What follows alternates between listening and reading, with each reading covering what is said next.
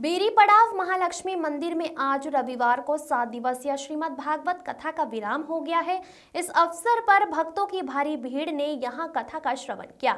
कथा व्यास आचार्य श्री नमन कृष्ण महाराज जी ने भागवत की महिमा पर विस्तार के साथ प्रकाश डाला। इस दौरान सांसद अजय भट्ट ने भी यहां पहुंचकर श्रीमद् भागवत कथा के भंडारे में भाग लिया और वरिष्ठ पत्रकार रमाकांत पंत के साथ अत्याधुनिक विषयों पर बातचीत की। इस दौरान वरिष्ठ महामंडलेश्वर सोमेश्वर यति महाराज सेंचुरी मिल के वरिष्ठ महाप्रबंधक नरेश चंद्रा और SK वाजपेयी भी मौजूद रहे। आइए जानते हैं उन्होंने क्या कुछ कहा।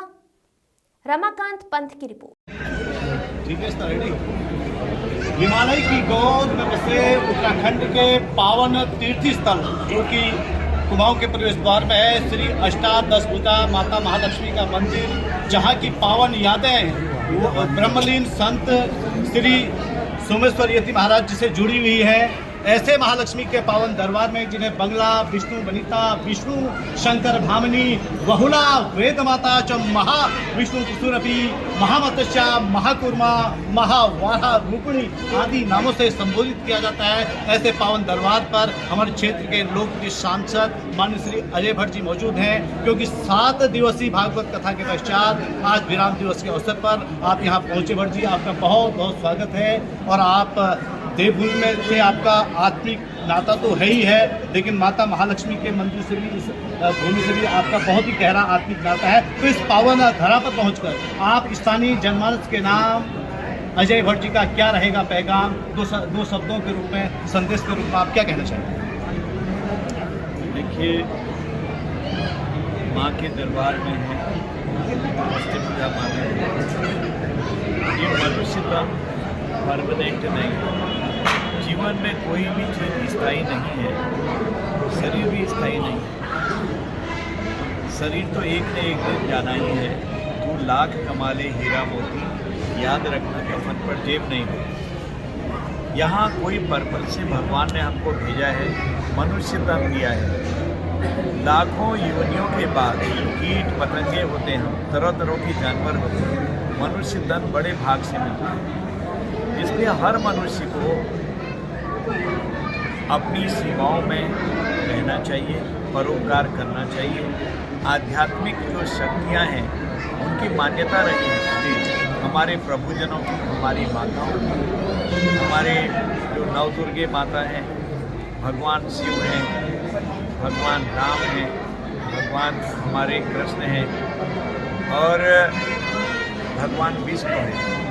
ब्रह्मा विष्णु महेश हमारे वहाँ कहा है। ये इतिहास की बात नहीं है, ये सत्य घटनाएं हैं। वो पैदा हुए, उन्होंने अवतार लिया, उनकी शक्तियाँ आज भी हमारे उसमें हैं। और इससे भी ऊपर इन संस्कारों को संपन्न करने के लिए, यहाँ तक पहुँचने के लिए गुरु की आवश्यकता जरूर होती है। जो कहा भी है, गुरु ब्रह्मा गुरु विष्णु गुरुदेवो महेश्वरो, गुरु साक्षात परम ब्रह्म तस्मै श्री गुरुवे नमः। अखंड मंडलाकारं व्याप्तं येन चराचरं तत्पदं दर्शितं येनो तस्मै श्री गुरुवे नमः। तो गुरु जो है, बिना गुरु के अंधेरी रात है। गुरु एक ऐसी चीज़ है जो सेतु का काम करते हैं, परम पिता परमेश्वर तक जाने का रास्ता बताते हैं। गुरु गोविंद दो खड़े काके लागू पाए, बलिहारी गुरु आपने गोविंद दियो बताए। बहुत सुंदर बात। अगर आप गुरु बनाएंगे, बच्चे की माँ पहली गुरु है, शिक्षक गुरु हैं, आध्यात्मिक गुरु हैं, पिता गुरु हैं। दत्तात्रेय जी के तो इतने गुरु थे, आपको पता ही है, 24 गुरु थे। तो इसलिए गुरुओं की परंपरा पर हमको भी पिरोना चाहिए और अपनी मर्यादा कभी छोड़नी नहीं चाहिए। बहुत सुंदर बात भट्ट जी आपने बताई।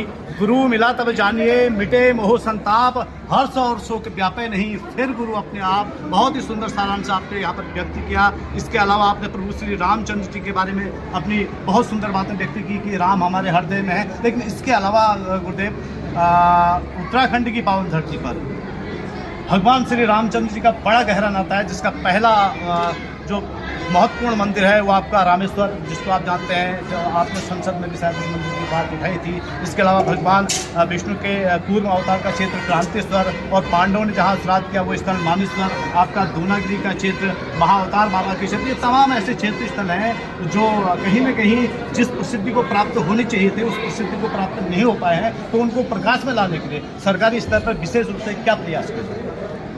अभी केदार खंड और मानस खंड हमारी सरकार ने जोड़ने का प्रयास किया है।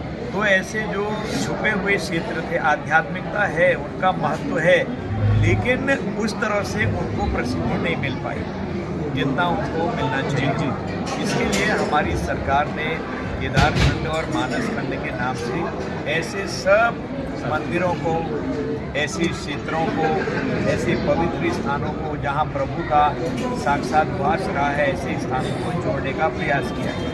महाअवतार बाबा के बारे में आपने बताया, ऑटोबायोग्राफी ऑफ ए योगी, और हिंदी में योगी कथामृत, जिसने पढ़ी हो वो जरूर वहाँ पर जाते हैं। देश और दुनिया से लोग आते हैं। वहीं ऊपर पांडव वनवास में रहे, पांडव, और यही हमारे यहाँ पर लाक्षागृह है, यही सीतांशों है। यहाँ आज भी बाल वहाँ दिखाई देते हैं हमारे उत्तराखंड में। कहीं पर भी आप जाइए, जहाँ भगवान शिव ने माता पार्वती जी से विवाह किया था, वो स्थान आज भी हमारे पास है, आज भी हमारे पास है। आपको पता होगा, हम लोग हमारे पास है, कहने का मतलब मेरा ऐसा है कि